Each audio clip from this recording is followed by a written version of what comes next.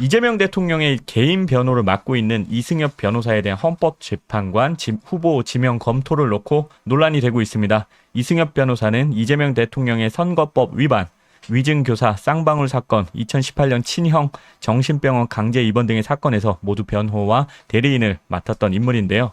일단 이해충돌이 우려되지 않느냐는 그런 질의에 대해서 강훈식 비서실장은 왜 이해충돌이 되는지 이해를 못하겠다라고 답변을 했습니다. 마침 여기 우리 송영 변호사님 법조인이신데 이런 어떤 답변 그리고 이승엽 변호사의 후보 지명 검토에 대해서 어떤 의견을 가지고 계신지 궁금합니다. 제가 어제도 한 유튜브에서 네. 저는 이승엽 사퇴는 언제나 찬성합니다 라고 말씀드렸었는데 네. 뭐 그 말 그대로예요. 이건 네 글자로 잘못됐죠 라고 하는 것이 매우 충분한 논평의 전부라고 생각합니다. 네. 어떻게 대통령의 개인 범죄 혐의 방어를 위해서 계속 변호인을 해온 사람을 대통령의 임명권으로 헌법재판관에 임명을 할 수가 있겠습니까? 맞습니다. 더더군다나 이재명 대통령이 앞으로 본인과 관련된 사건이 헌법재판소에 갈 일이 전혀 없다라고 확실히 단정할 수 있으면 혹시 한번 다시 생각해 볼 수도 있을지도 모르겠어요. 네. 그런데 지금 오늘 서울고등법원에서 이제 그 공판 절차 사실상 공판 기일 취소 중지를 시켰고 네. 그러면은 그것과 관련해서 앞으로 다른 사건들도 재판 절차가 정지되거나 혹은 정지되지 않는다고 했을 때 네. 헌법재판소에 가게 될 상황을 염두에 배제할 두죠. 수 없어요. 가능성을 배제할 수 없어요. 그렇다면은 그런 상황에서 이승엽 변호사를 헌법재판관으로 임명해 놓는 것이 어떤 의미를 가질지 우리 네. 누구나 다 잘 알고 있지 않습니까? 그러면 9명의 헌법재판관 중에 1명은 확실하게 본인 몫을 만들어 놓고 시작하는 거예요. 그렇죠. 본인 편을.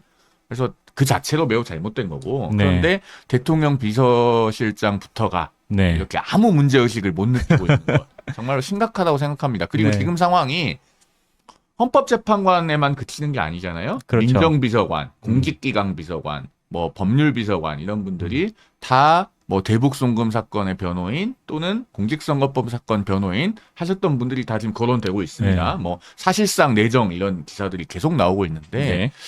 그러면은 거의 뭐 이거는 그 심하게 말해서 매관매직이라는 표현을 써도 부족함이 네. 없을 정도의 상황으로 보여져요. 그리고 오늘도 이 공판 기일을 변경한다는 그 보도가 속보가 나오고 나서 제가 사건 검색을 띄워봤더니 네. 이승엽 변호사는 아직도 그 공직선거법 사건의 변호인으로 되어 있습니다. 아, 네. 지금도. 지금도. 그리고 공직기강 비서관으로 거론되고 있는 전치영 변호사도 네. 여전히 변호인 이름에 올라 있는 걸로 확인이 되고요. 그러면은 이런 상황을 도저히 더 이상 좌시할 수 없다는 생각이 듭니다. 네. 저런 사람들 어떻게 공직기강을 바로 세울 수 있을지 정말 큰 의심이 되는데, 방금 말씀 주신 내용 굉장히 중요한 내용 같은데, 서울고법 재판부가 이제 공판기일을 취소를 했고, 근데 서울고법 형사 7부가 대통령 불소추 특권을 규정한 헌법 제84조에 따른 조치라고 설명을 했습니다. 이 84조에 따른 조치에 대해서는 여러 가지 설왕설래가 좀 있었죠. 이게 맞다, 틀리다. 근데 일단 서울고법 입장은 뭉개자. 그러면 어쨌든 다음번 이게 대통령 임기가 끝나기 전까지는 저 재판의 결과를 볼 수 없다는 그런 취지로 읽어야 되는 거죠. 일단 서울고등법원 형사 7부는 네. 애초부터 논란을 감수하면서 저 재판을 꼭 해야지라고 하는 의지가 별로 없었던 것 같아요. 네. 어제도 제가 한 유튜브에서 어떻게 될 것 같냐라고 네. 했더니 의지가 있는지는 잘 모르겠다는 취지로 말씀을 드렸었거든요. 네. 근데 오늘 생각보다는 일찍 저런 결정이 나왔습니다. 그런데 5월 15일에 공판기일을 지정을 해놨다가 예. 그것도 이제 연기 신청 들어오니까 막바로 그걸 받아주면서 6월 18일로 연기를 했었던 거잖아요. 네. 그러니까 뭔가 의지를 갖고 진행을 해야겠다는 생각은 없었던 것으로 보이고 네. 그런데 저 결정에 저는 전혀 동의할 수 없어요. 어. 어제도 제가 말씀드렸고 뭐 여러 번 그 네. 판례를 제가 방송에서 반복해서 언급을 한 바 있는데 예. 1995년에 나온 헌법재판소 결정 네. 사건 번호가 이제 94헌마 246인데요. 예. 그 사건이 어떤 사건이냐면, 그러니까 95년 말에 이제 5.18 특별법이 제정이 돼요. 네. 그러면서 이제 부진정 소구표라고 해가지고 그 12.12 5.18 사건들을 다 그 기소를 하고 처벌하게 되는데, 예. 원래는 그 전에 김영삼 정부 초반에 이게 불기소 결정이 있었습니다. 네. 그러니까 이제 이걸 헌법 소원을 내서 다툰 사람들이 있어요. 그러면서 헌법재판소가 그러면은 혹시 이게 공소시효가 이미 지난 것은 아닌가? 라고 하는 걸 판단합니다. 그 사건에서. 네. 그러면서 헌법 84조에 있는 대통령에 대한 불소추 특권이라는 것이 어떤 의미를 갖는 건지를 쭉 풀이를 해요. 예. 그러면서 이제 전 세계에 있는 대통령의 불소추 특권의 유형을 한 3가지로 정리를 한 다음에 그걸 요약을 해서 이제 헌법재판소가 쓰는데 뭐라고 하냐면 거기서 대통령의 직무집행과 관련하여 예. 라는 표현을 명시적으로 사용을 합니다. 그러면은 이재명 대통령의 지금 혐의들은 전부 다 대통령 임기가 되기 전에 발생해서 그렇죠. 이미 다 기소돼서 재판 받고 있던 네. 것들이잖아요. 대통령의 불소추 특권이 적용되는 대상이 일단 아니라고 봐야 돼요.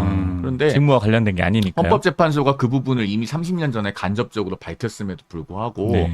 법원이 그런 부분은 도외시하고 결정을 내린 것 같습니다. 네. 대단히 유감스럽죠. 그렇죠. 네. 그렇게밖에 말씀을 드리기가 어렵고 중요한 것은 이제 나머지 4개 사건이 또 있잖아요. 4개 재판이 있잖아요. 네. 대북송금, 또 대장동, 백현동, 위례신도시, 성남FC가 병합되어 있는 재판, 예. 그리고 위증조사 항소심, 법인카드까지 네. 이 사건들의 그 재판부도 그럼 동일한 결정을 할 거냐? 아니면은 어느 한 재판부라도 우리는 생각이 다르다. 네. 라고 해서 공판기일을 예정대로 진행을 할 거냐? 네. 이것도 한번 지켜볼 부분이고 만약에 예정대로 진행을 하는 재판부가 있다면은 이 헌법 84조의 문제에 대해서 더 가시적으로 판단을 구해볼 계기가 생길 수 있을 것 같아 네. 보입니다. 일단 한동훈 대표도 이와 관련된 메시지를 신속하게 냈는데 먼저 스스로 사법부 독립을 꺾은 서울고법 형사 7부의 오늘 결정은 대한민국 사법부의 역사에 큰 오점으로 남을 것이다.